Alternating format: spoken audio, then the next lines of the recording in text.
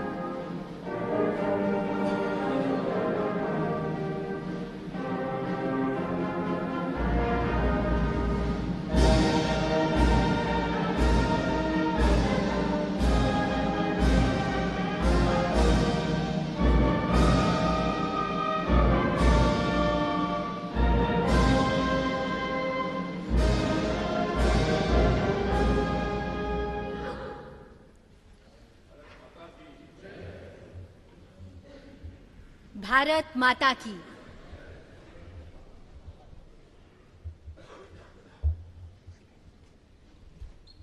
छब्बीस नवंबर 1949 ईस्वी मिति मार्गशीर्ष शुक्ल सप्तमी संवत 2006 विक्रमी को एतत् द्वारा संविधान को अंगीकृत, अधिनियमित और आत्मार्पित किया गया। हमारा संविधान हमारा स्वाभिमान, और ये हम सभी के लिए बड़े हर्ष और गर्व की बात है कि इस वर्ष देश संविधान को अंगीकार किए जाने की 76वीं वर्षगांठ मना रहा है। नमस्कार आप सभी का, आप सभी माननीय विशिष्ट जनों का इस ऐतिहासिक केंद्रीय कक्ष में हार्दिक स्वागत, अभिनंदन एवं आप सभी को शत शत वंदन।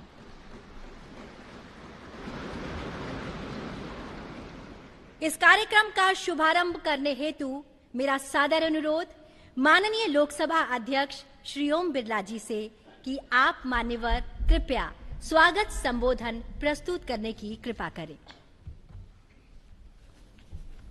संविधान दिवस के पावन अवसर पर सभी देशवासियों को हार्दिक बधाई, शुभकामनाएं। इस पावन अवसर पर आज हम भारत की संविधान सभा के अध्यक्ष डॉक्टर राजेंद्र प्रसाद जी, हमारे संविधान के शिल्पकार बाबा साहब डॉक्टर भीमराव अंबेडकर जी एवं संविधान सभा के सभी मान्य सदस्यों का आदरपूर्वक नमन करते हैं। उनके अद्भुत ज्ञान, विवेक, दूरदृष्टि और अथक परिश्रम से ही ऐसा महान संविधान मिला जो में न्याय, समानता, बंधुत्व और हर नागरिक के सम्मान और गरिमा की गारंटी देता है।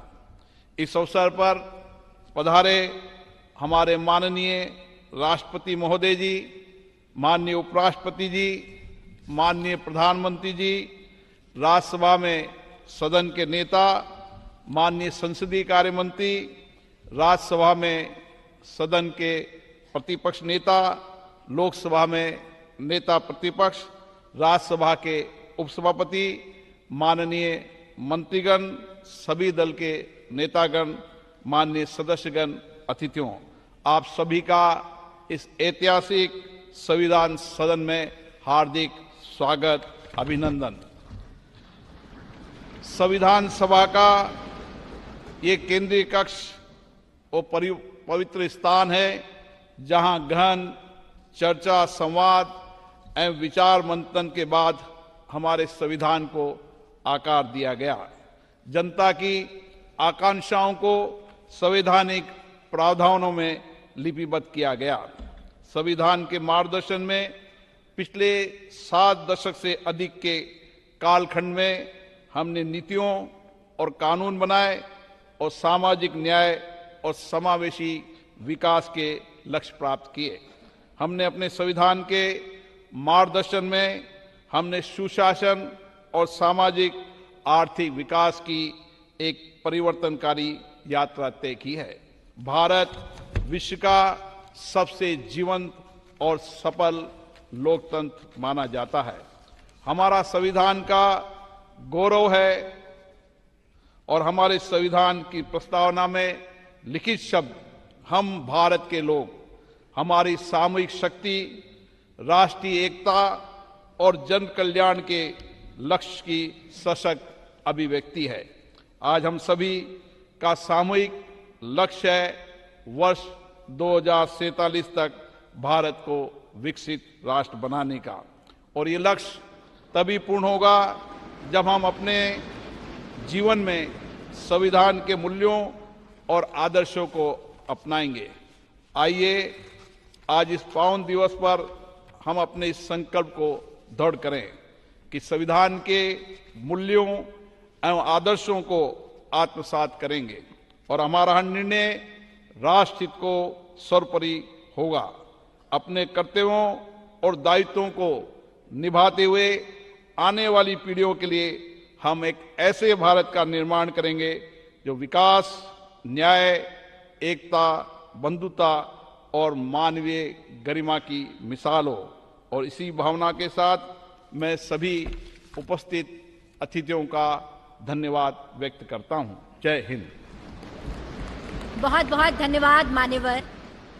And now I request honourable vice president of India and Chairman Rajya Sabha, Shri C.P. Radhakrishnan ji, to kindly address the distinguished gathering. தாயின் அன்பாய், தந்தையின் அறிவாய், குருவின் ஒளியாய், தாயாய், தந்தையாய், குருவாய், தெய்வமாய் நாம் அனுதினமும் வழிபடுகின்ற புனித பாரத அன்னையின் பொற்பாதங்களை முதற்கண் பணிந்து வணங்கி, I touch and salute the holy feet of Bharata Mata, the most powerful and the most merciful. Honorable President of India, Srimati Draupadi Murmu ji, Honorable Prime Minister of India, Sriman Narendra Modi ji, Honorable Speaker Lok Sabha, Sriman Om Birla ji, Honorable Union Ministers, Honorable Leaders of the Opposition of both Houses, Honorable Deputy Chairman Rajya Sabha, distinguished members of Parliament, Bhai Begno, sabko namaskar. On this great day in 1949, our holy Constitution was adopted by the Constituent Assembly of Independent Bharat. I extend my warm greetings to all my beloved Bharatvasis. Since 2015, we have started observing 26th November as the Constitution Day every year, Samvidhan Divas. Now it has become the pride celebration of every Indian. Our great extraordinary leaders like Baba Saheb, Dr. Bhim Rao Ambedkar ji, Dr. Rajendra Prasad ji, Sri N. Gopal Swami Iyengar, and Sri Alladi Krishnaswamy Iyer ji, Sri K.M. Munshi ji, Durga Bhai Deshmukh ji, and other great leaders made this Constitution in such a way, in its every page, we see the soul of our nation. Our Constitution was drafted, debated, and adopted by our outstanding tall leaders of Mother Bharat in the Constituent Assembly. It embodies the collective wisdom, sacrifice, and the dreams of millions of our countrymen who fought for freedom. The great scholars, drafting committee, and the members of the Constituent Assembly gave insightful thoughts to fulfill the hopes and aspirations of crores and crores of Indians. Their selfless contribution make Bharat as the largest democracy in the world today. Our Constitution was born out of intellect and lived experience, sacrifices, hopes, and aspirations. The soul of our Constitution has proved that Bharat is one and it will be one forever. In the recent years, by adopting pragmatic and saturation-first approach, we have been able to perform well on many development indicators. From nowhere, we are now the fourth largest economy of the world, and very soon we are going to be the third largest economy of the world. That is why the whole world is now looking at us. 25 crore brothers and sisters of India have been liberated from poverty in the last 10 years. This is a historical monument achievement never seen in the human history ever before. With the help of digital technologies, 100 crore people have been covered under various social security schemes. We have made the impossible possible. This year, we commemorated the 150th birth anniversaries of Sardar Vallabhbhai Patel ji, Bhagwan Birsa Munda ji, and also the 150th year celebrations of our patriotic national song, Vande Mataram. The pain and the sacrifice of our freedom fighters inspired us, and it will continue to inspire generations to come. The selfless struggle for independence fosters the spirit of patriotism, pride and loyalty in the young minds of India. The whole world is now celebrating democracy, but democracy is not a new concept to our Mother Bharat.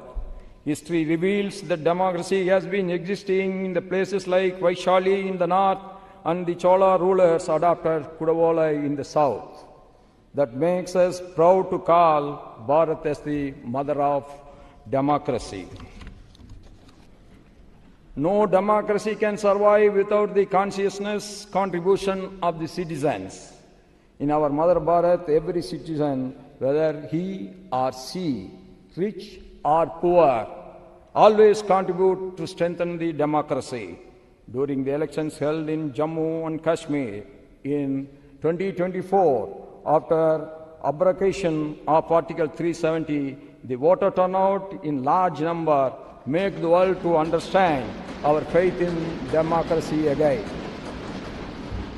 In the recently held Bihar elections, voter turnout, particularly that of women in large numbers, has added another precious diamond in the crown of our Mother Bharat democracy. The contributions made by the women members of the Constituent Assembly was uncomparable. On behalf of all of us, I pay our tributes to the great contributions of the women leaders in the Constituent Assembly. I quote the famous speech of our great woman leader in the Constitutional Assembly, Hansa Mehta ji. Quote, "We have asked for is social justice, economic justice, and political justice," unquote. The Nari Shakti Vandan Adhiniyam, enacted in 2023, is a befitting tribute to the contributions of the women members of the Constituent Assembly and the women of our motherland. This act will give equal opportunity to our mothers and sisters to come forward and contribute in the nation building to make India the superpower of the world. As the governor of states of Jharkhand, Maharashtra and Telangana, I had the privilege of interacting with the tribal communities. No one can forget the significant role and sacrifice of the tribal community and our tribal leaders in the freedom movement, yes, also in the Constituent Assembly. It is a matter of pride that since 2021, we have started to commemorate the Janjatiya Gaurav Divas, to remember the great sacrifice and recognize their struggles of our tribal leaders and community in the movement to liberate India from the colonial rule. Our Constitution reflects our strong commitments towards social justice and economic empowerment of scheduled caste, scheduled tribe, backward classes, and the other weaker sections of the society. We all are proud of our Constitution. Yes, it carries the inclusive spirit. The ideals of justice, liberty, equality, and fraternity in the preamble ensure that every citizen, regardless of caste, creed, gender, language, region, or religion, has the rightful place in Bharat. The members of the Constituent Assembly debated and discussed over a period of 2 years, 11 months, and 17 days with one common goal: to create a landmark constitution for our motherland. In the same spirit of our constitution makers, we all should now work together towards the goal of Viksit Bharat during this Amrit Kal. In the globally changing economic and socio-political scenario, we all must be ready for reforms in many spheres. Electoral reforms, social reforms, judicial reforms, and financial reforms are very, very important. One nation, one tax, GST has added to the prosperity of the people and also ease of doing business. One nation, one tax, GST paved the way for removing complicated multi-tax system and also in removing the checkposts all over the country overnight. This proved that the government had a lot of faith in common man.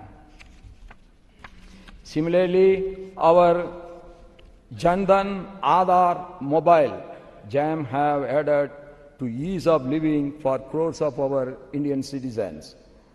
Direct benefit transfer, DBT, has ensured that the benefits reach the last citizen living in the remote corner of the country directly.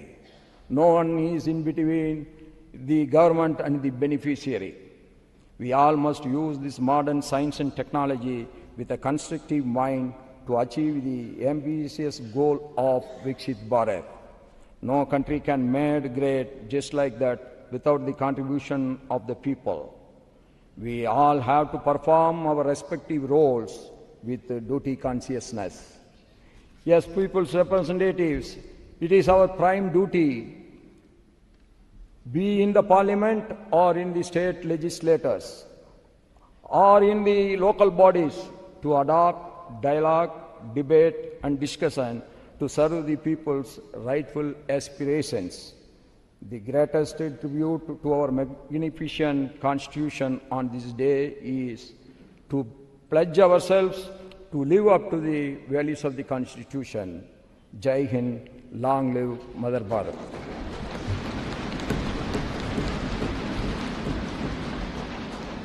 Thank you very much sir. आज का ये ऐतिहासिक दिन हमारे संविधान को समर्पित है।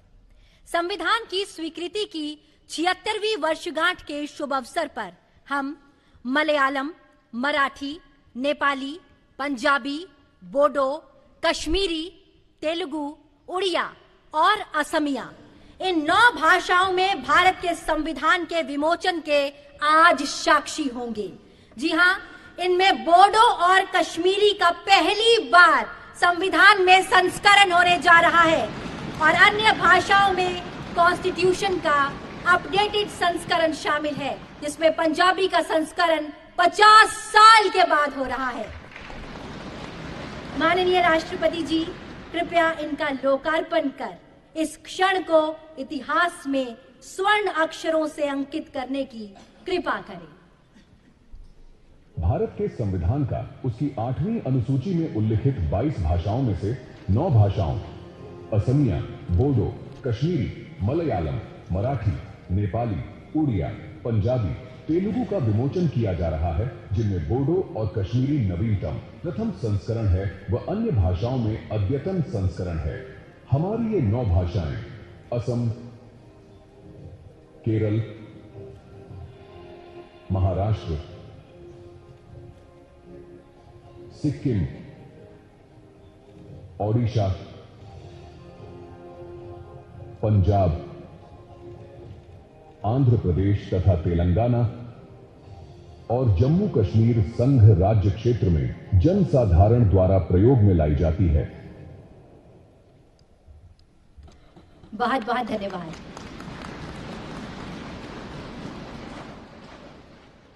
संविधान में अंकित चित्रों से भारत का अंतर्मन झांकता है।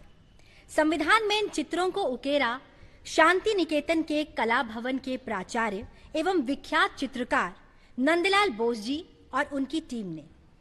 इन्हीं की सुंदर झलक है पुस्तक भारतीय संविधान में कला और कैलीग्राफी।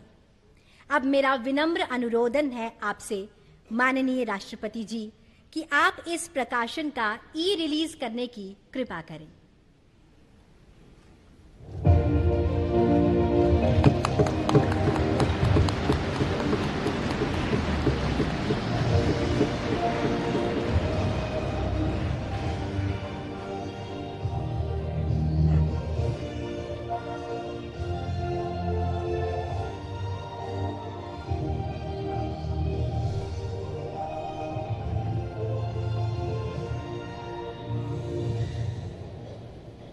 बहुत बहुत धन्यवाद।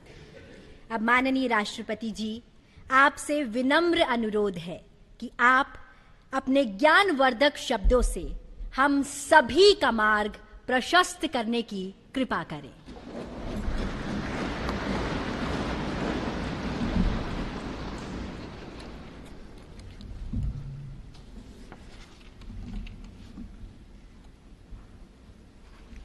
उपराष्ट्रपति श्री सीपी राधाकृष्णन जी, प्रधानमंत्री श्री नरेंद्र मोदी जी, लोकसभा अध्यक्ष श्री ओम बिरला जी, राज्यसभा के उपसभापति श्री हरिवंश जी, राज्यसभा में सदन के नेता श्री जेपी नाडा जी, राज्यसभा में विपक्ष के नेता श्री मल्लिकार्जुन खड़गे जी, संसदीय कार्य मंत्री श्री किरेन रिजिजू जी, लोकसभा में विपक्ष के नेता श्री राहुल गांधी जी, सभी सांसदगण और प्यारे देशवासियों, संविधान दिवस के ऐतिहासिक अवसर पर आप सबके बीच आकर मुझे हार्दिक प्रसन्नता हो रही है। आज ही के दिन 24 नवंबर 1949 को संविधान सदन के इसी के केंद्रीय कक्ष में संविधान सभा के सदस्यों ने भारत के संविधान के निर्माण का कार्य संपन्न किया था।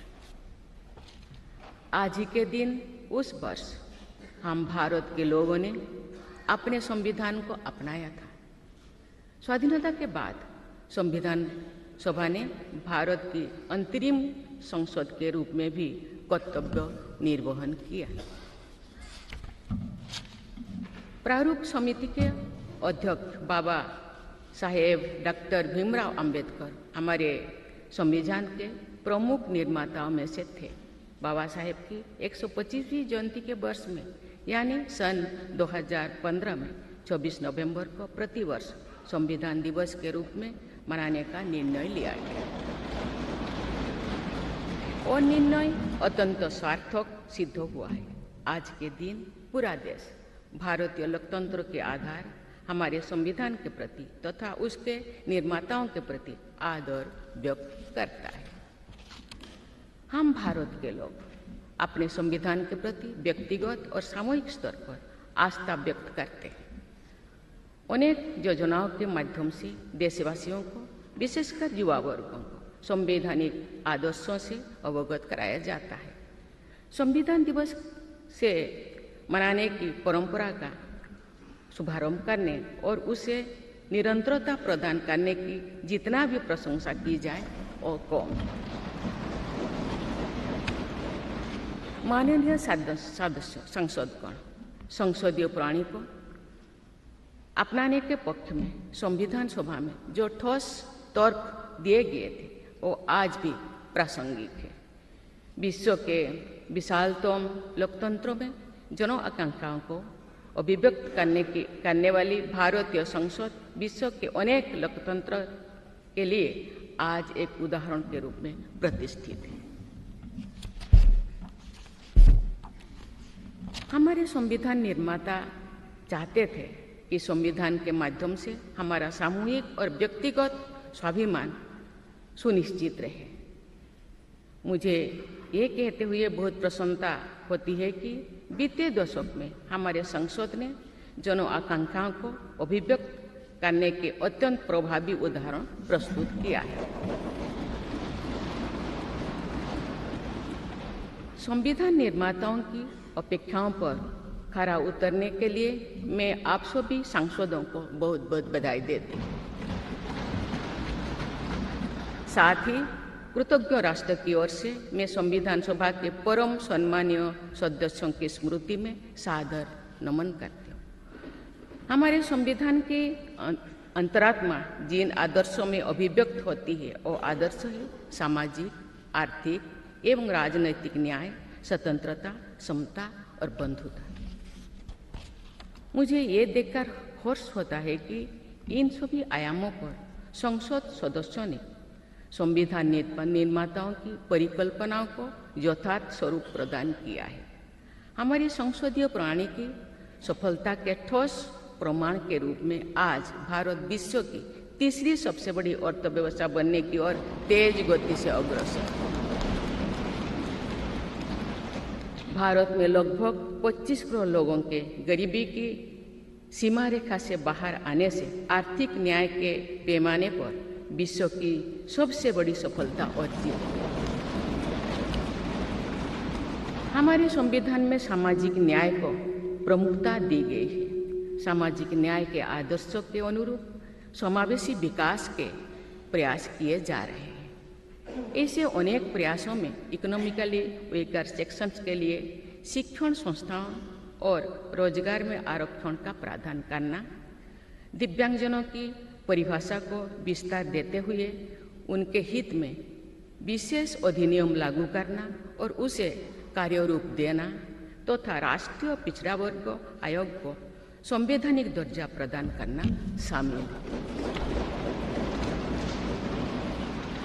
3 तलाक से जुड़े सामाजिक कुरीति पर अंकुश लगाकर संसद ने हमारी बहनों बेटियों के सशक्तिकरण और सामाजिक न्याय की दिशा में ऐतिहासिक कदम उठाए हैं। देश के आर्थिक एकीकरण के लिए स्वाधीनता के बाद का सबसे बड़ा टैक्स सुधार गुड्स एंड सर्विसेज टैक्स के रूप में किया गया है। आर्टिकल 370 के प्रावधानों को निरस्त करके देश के समग्र राजनैतिक एकीकरण के मार्ग में बाधक बने हुए अवरोध को दूर किया गया।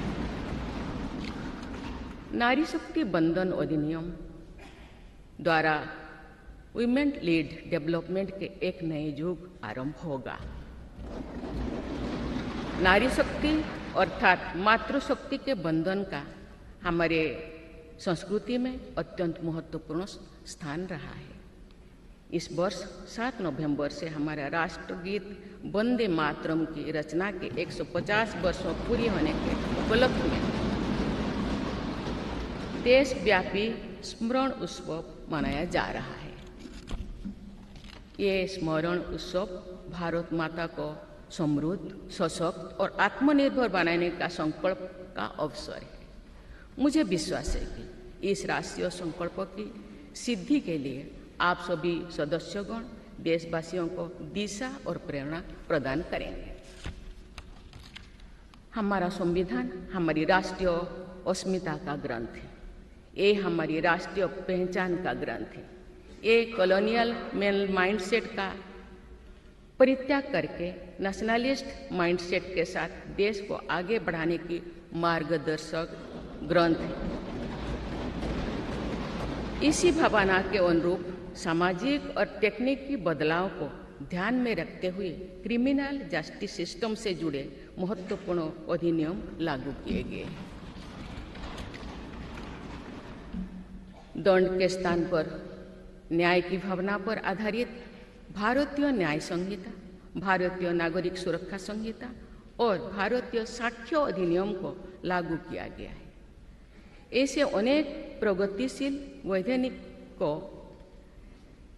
सार्थक विमर्श के बाद पारित करने के लिए मैं संसद सदस्यों की मुक्त कंठ से सराहना करती हूँ। संविधान संशोधन के प्रावधानों के महत्व पर चर्चा करते हुए इस बात को रेखांकित किया गया था कि संविधान में ही ऐसे व्यवस्था होनी चाहिए जिसके बल पर भावी पीढ़ियां आवश्यक अनुसार समयानुकूल संशोधन कर सकें। इस प्रकार संविधान निर्माताओं ने हमारे संविधान को गतिशीलता और जीवंतता प्रदान की है। माननीय सांसदगण, हमारे संविधान निर्माताओं ने भारत के लोकतंत्र को संवैधानिक आधार प्रदान करने के साथ साथ हमारी राष्ट्रीय एकता का ताना बाना भी बुना। संविधान निर्माण में अग्रणी भूमिका निभाने के साथ साथ सरदार पटेल ने अनेक रियासतों के विलय का महान कार्य करके भारत की एकता को नया स्वरूप दिया। इस वर्ष सरदार पटेल की 150वीं जयंती देशवासियों ने मनाई। उनकी 150वीं जयंती के उपलक्ष्य में पिछले वर्ष से आगामी वर्ष तक चलने वाले कार्यक्रम के माध्यम से देशवासी राष्ट्रीय एकता तथा गौरव की आदर्शों से जुड़ेंगे। हमारी संसद हमारे राष्ट्र का प्रतिबिंब है। लौह पुरुष सरदार वल्लभ भाई पटेल के आदर्शों को प्रसारित करने तथा कार्यरूप देने में आप सबका योगदान महत्वपूर्ण है। जौन अभिव्यक्ति को परिलक्षित करने वाली हमारे संसदीय प्रणाली विभिन्न आयामों पर और अधिक मजबूत होती गई है। वयस्क मताधिकार का प्रावधान करके हमारे संविधान द्वारा जनता के विवेक पर जो आस्था व्यक्त की गई है, उसकी सफलता की विश्व के अन्य अनेक देशों में सराहना की जाती है। पिछले कुछ वर्षों के दौरान महिला मतदाताओं द्वारा बढ़ चढ़कर मतदान करना हमारी लोकतांत्रिक चेतना को विशेष सामाजिक अभिव्यक्ति देता है। महिला, युवा, गरीब, किसान, अनुसूचित जाति और जनजाति समुदाय के हमारे देशवासी, मिडिल क्लास तथा न्यू मिडिल क्लास के लोग हमारी लोकतांत्रिक प्रणाली को पंचायत से संसद तक मजबूती से दे रहे हैं। हमारी समावेशी लोकतंत्रों में जन जन की भागीदारी को प्रोत्साहित किया जा रहा है। धरती आबा भगवान बिरसा मुंडा की जयंती के दिन जनजातीय गौरव दिवस मनाने की परंपरा शुरू की गई है और उसे बहुआयामी विस्तार दिया जा रहा है। भगवान बिरसा मुंडा की 150वीं जयंती से जुड़े समारोह देश भर में वर्षों पर्यंत आयोजित हुई। विरासत और विकास को जोड़ने वाली जनजातीय परंपराओं का संरक्षण और संवर्धन किया जा रहा है। संवैधानिक आदर्शों में निहित सर्वसमावेशी दृष्टि हमारी शासन व्यवस्था को दिशा प्रदान करती है। हमारे संविधान में निहित नीति निर्देशक तत्व हमारी शासन व्यवस्था के लिए मार्गदर्शन प्रदान करते हैं। संविधान सभा के अध्यक्ष डॉक्टर राजेंद्र प्रसाद ने कहा था कि जो स्वाधीनता हमने प्राप्त की है उसकी रक्षा करना और उसको बनाए रखना तथा जनसाधारण के लिए उसको उपयोगी बनाना उन पर निर्भर करता है जो इस संविधान का क्रियान्वयन करेंगे। ये प्रसन्नता का बात है कि हमारी संसद ने डॉक्टर राजेंद्र प्रसाद जी के अपेक्षा के अनुरूप राष्ट्रहित में कार्य किया है तथा जन सामान्यों के जीवन को बेहतर बनाने के लिए निरंतर प्रयास किए हैं।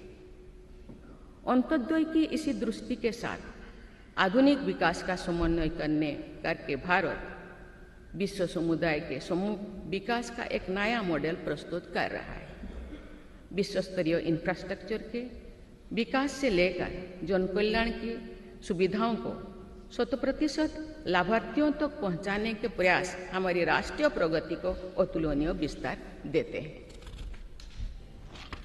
संवैधानिक व्यवस्था के अनुसार आगे बढ़ते हुए हमारे देश की कार्यपालिका, विधायिका और न्यायपालिका ने देश के विकास और देशवासियों के जीवन को संबल प्रदान किया है।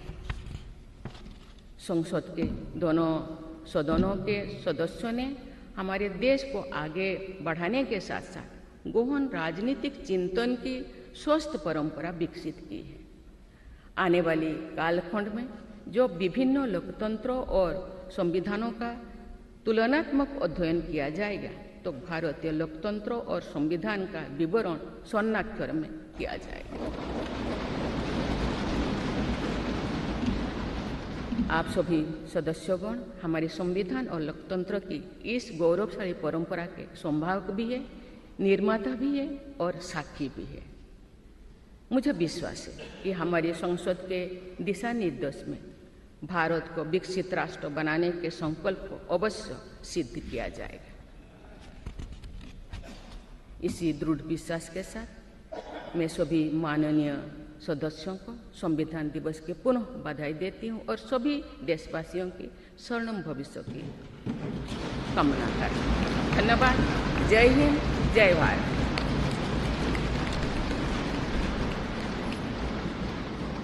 बहुत बहुत धन्यवाद माननीय राष्ट्रपति जी। और अब आपसे विनम्र अनुरोध है कि आज के इस विशेष अवसर पर आप पूरे राष्ट्र के साथ उद्घोषिका का वाचन करें। Now we all will read the preamble led by honourable president ma'am.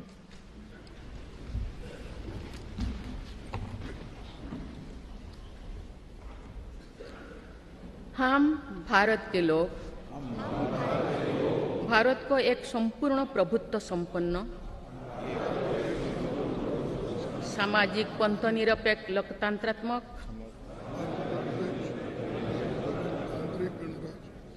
गणराज्य बनाने के लिए तथा उसके समस्त नागरिकों को सामाजिक, आर्थिक और राजनैतिक न्याय, विचार, अभिव्यक्ति, विश्वास, धर्म और उपासना की स्वतंत्रता, प्रतिष्ठा और अवसर की समता प्राप्त कराने के लिए तथा उन सब में व्यक्ति की गरिमा और राष्ट्र की एकता और अखंडता सुनिश्चित करने वाली बंधुता बढ़ाने के लिए दृढ़ संकल्प होकर अपनी इस संविधान सभा में आज तारीख 26 नवंबर 1949 ईस्वी को द्वारा इस संविधान को अंगीकृत, अधिनियमित और आत्मार्पित करते हैं।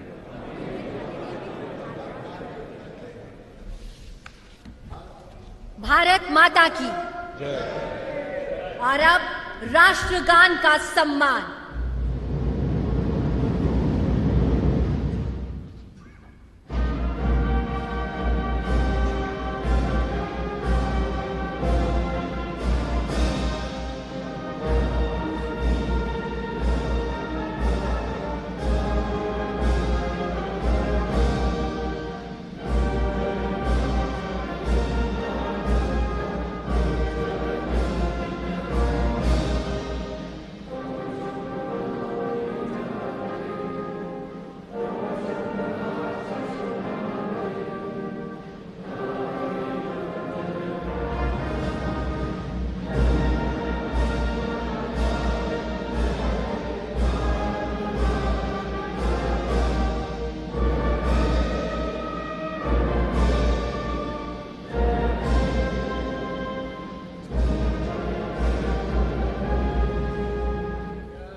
भारत माता की जय।